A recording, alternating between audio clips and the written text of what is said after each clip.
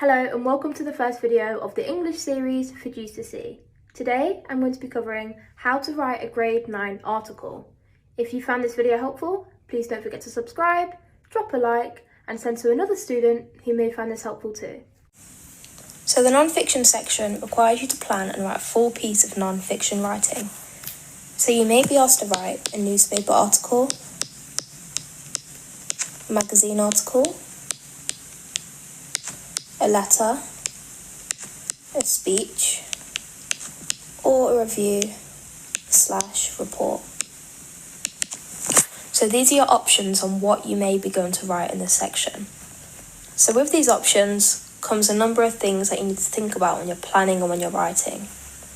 So one of these things is your purpose. So this is why you're writing. Some examples could be writing to argue, writing to persuade, writing to inform, or writing to describe. As well as thinking about your purpose, you need to think about your tone, how your writing is going to sound, your register. Is your writing going to be formal or informal? Your audience, so who you're writing for, and do you have a target audience in mind? And lastly, your form, which can be any one of these things. So, for example, if we have a newspaper article that we're writing, we need to make sure we're including things like headlines, subheadings, and paragraphs in our writing. This is so that it will best fit a newspaper article. Another thing you may want to think about when you're planning and writing is your language and structure techniques. So for non-fiction writing, we can call those persuasive techniques. And you may have used De Forest to remember them. But some examples are emotive language, exaggeration, use of three, and the list goes on.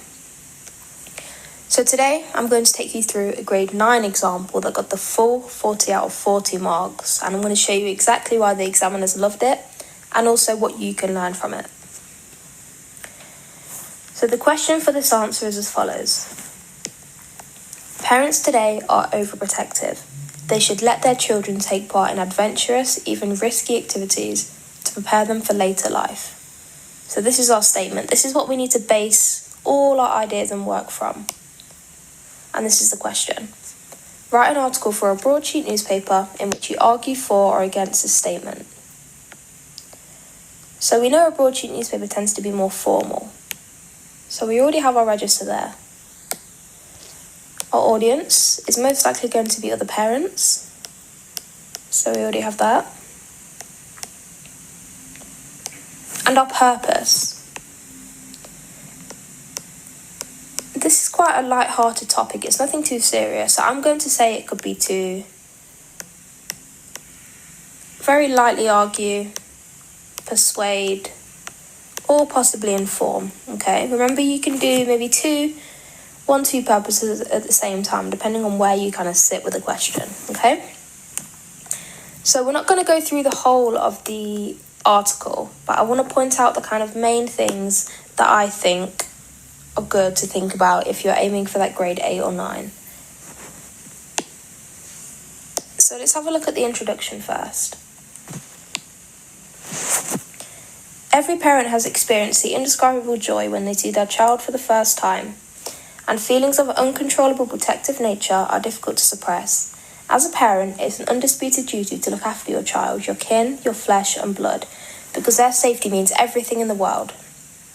You teach them how to cross a road, you teach them their ABCs, how to ask for help, what to do if they're lost and don't know where their mummy or daddy is.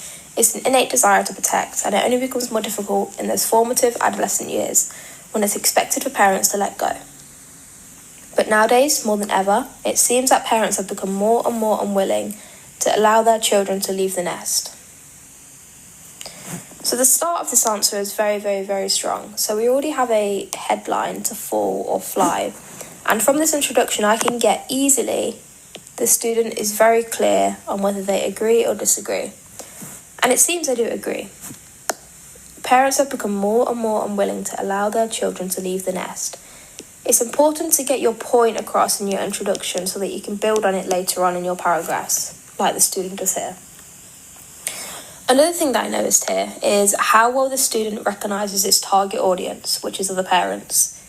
You teach them how to cross a road. You teach them their ABCs, how to ask for help, what to do if they're lost. A lot of personal pronouns of you, almost as if the student is kind of speaking to them directly. So there's a lot of good things in this introduction, and it sets up the argument that they're going to make. So the personal pronouns engage the audience, but another way they do this is to the opening line of every parent. So this is almost to compliment the parent. This is a great thing to do in your article as it engages the audience and it shows the examiner that you have a clear purpose and target audience in mind. Now let's read the second paragraph. It's undisputed that the world is full of dangers, even more so now with the ever-present fear of discriminatory attacks or being in the wrong place at the wrong time, falling victim to a bomb or a gunman. A study run by a child safety agency asked parents with children between the ages of 13 to 18 if they would allow their children to be outside with friends after 6 o'clock. Shockingly, only a meagre 29% said they would allow it. The other 71% spoke of the danger the evening may bring as well as the dangers of the dark. However, it's honestly ridiculous, almost ludicrous that such low numbers would approve something so small. Going out to meet friends is such an important part of building a child's social skills. To be exposed to more people opens their mind to more opinions and worldviews and allows them to challenge old beliefs to discover who they are and what they believe in.